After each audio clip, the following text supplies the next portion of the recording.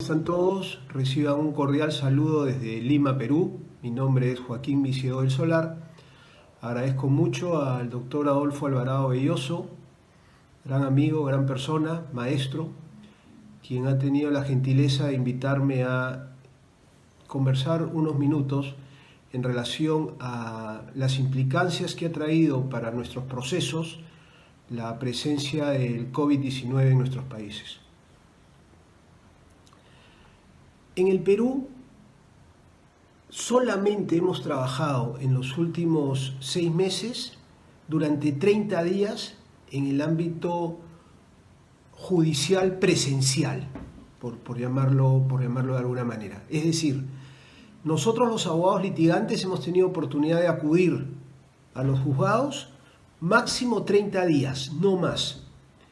Esto en función a que durante el mes de febrero son las vacaciones judiciales, durante el mes de enero trabajamos los días hábiles, que podían haber ascendido a más o menos 20 días, y durante los primeros días del mes de marzo, hasta la quincena en que fueron interrumpidas las labores, cuando se declaró la emergencia nacional y entre otras cosas la prohibición de poder salir de nuestras casas por un tiempo, trabajamos unos 10 días más. Entonces, en resumen, básicamente el proceso en sí pudo haber avanzado durante un lapso de 30 días.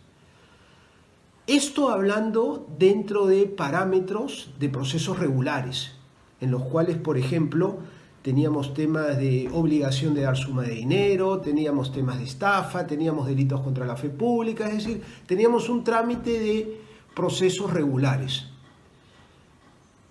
Sin embargo, es cierto que se dictaron medidas de emergencia para atender justamente aquellas situaciones de urgencia, pero que básicamente han estado destinadas a aquellos casos de personas que, habiendo perdido su libertad, su presencia en un penal significaba un grave riesgo para su integridad física, para su propia vida.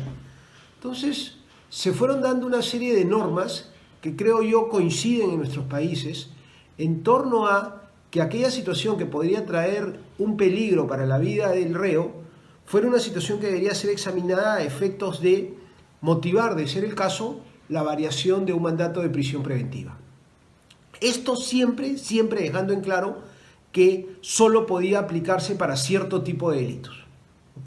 No cualquier persona que estaba interna como consecuencia de la comisión de un hecho delictivo, a raíz de acogerse a estos nuevos procedimientos, podría variar su condición jurídica. Simplemente era para aquellas personas que reunían ciertos requisitos, reitero, por ejemplo, personas en edad de riesgo, madres gestantes, personas que recién estaban frente a un delito primario, un delito que no era considerado como grave dentro de una lista que se había dado, pero sí hubo algunas medidas en ese sentido que lo que buscaban era la preocupación por la salud del interno, lo cual nos parece correcto, lo cual nos parece bien.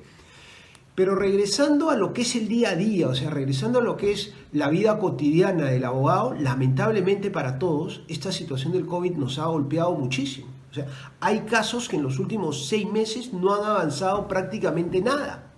No han avanzado prácticamente nada. Y lo más probable es que en los próximos meses que queden del año, lo que avance sea poco o nada, justamente por toda la carga procesal que se está acumulando a raíz de esta para obligada a la cual todos nos encontramos sometidos.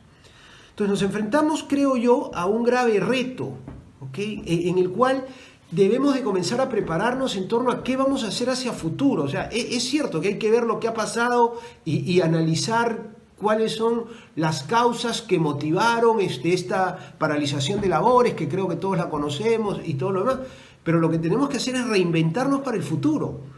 ¿Cómo hacemos para que nuestros casos se reactiven dentro de una demanda grandísima que va a haber de litigantes en los cuales con justo derecho van a querer que sus casos fueran revisados, que sus casos fueran conocidos oportunamente? Es cierto que se han dado grandes esfuerzos, sobre todo en las últimas semanas, para comenzar a trabajar los temas de manera virtual. Pero creo yo que el acceso a un expediente requiere el contacto físico del abogado con el expediente. Quienes litigamos sabemos eso. Quienes litigamos llegamos a un punto en el cual la lectura física del expediente, mirar el expediente, tocar el expediente, oler el expediente, muchas veces nos trae respuestas que así nomás de repente no las vamos a encontrar tras una pantalla. Entonces es importante, creo yo, tener en cuenta que el avance virtual es importantísimo, pero perder el contacto con el expediente es una situación que a mí todavía me cuesta entender, o en todo caso me costaría aceptar.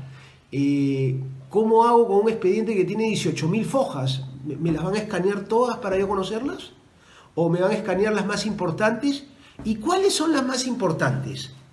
O sea, ¿quién le da la importancia a una foja en una causa judicial?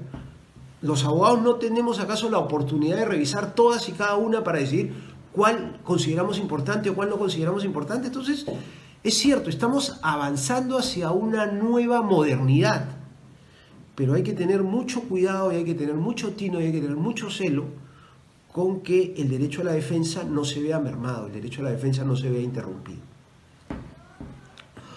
Otro tema sobre el cual también quiero llamar la atención es lo siguiente. Don Adolfo es una persona que dentro de su sabiduría y su grandeza tiene el don de la simplicidad. Entonces, muchas veces sus mensajes los entendemos de manera mucho más fácil por eso.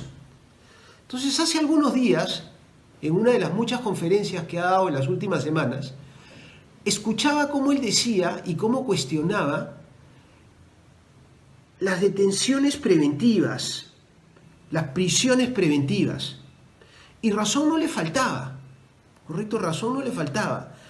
Cuestionaba el hecho de que una persona podía estar sometida a 36 meses, por ejemplo, sin sentencia, sin acusación, podía estar siendo objeto de una prisión preventiva para decidir si después lo íbamos a meter preso. Es un poco las palabras que él usaba. Yo te meto preso para decidir si después te meto preso.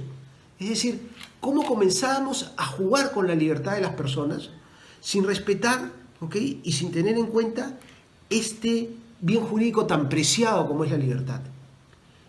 Y no sé si ustedes se han dado cuenta, pero desde hace 3 meses todos estamos presos.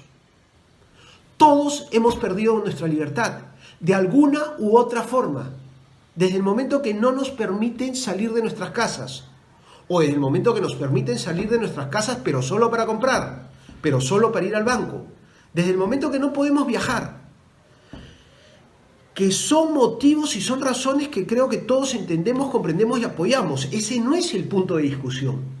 Lo que digo es que todos hoy en día, de alguna u otra forma, hemos sido presos del coronavirus. Y quizás esa situación nos pueda servir para entender lo que se siente perder la libertad.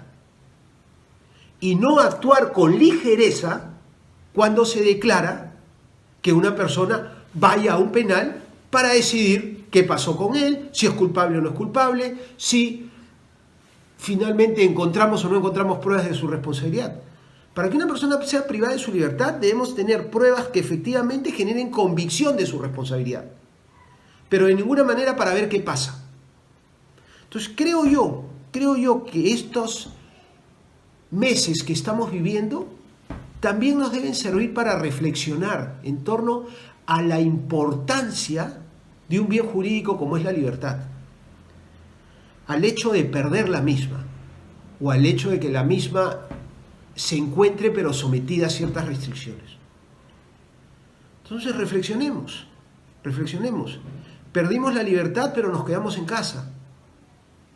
¿Qué sentirán aquellas personas que pierden la libertad? Que están en un penal y resulta que no son responsables de los hechos que se le están imputando y que no se hace nada para resolver su situación. Defendamos la libertad.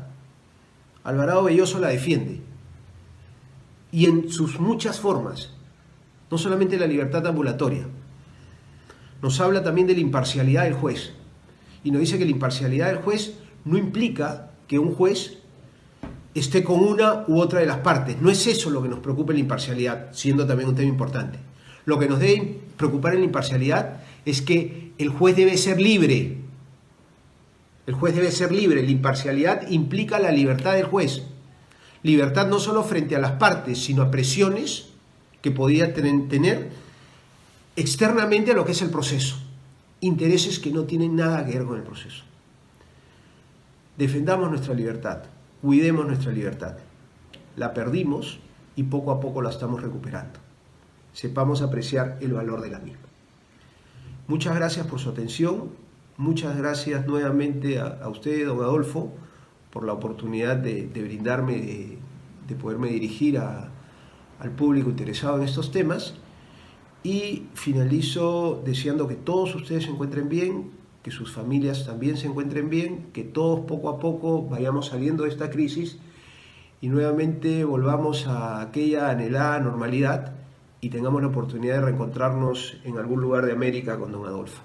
Gracias, que tengan todos un buen día.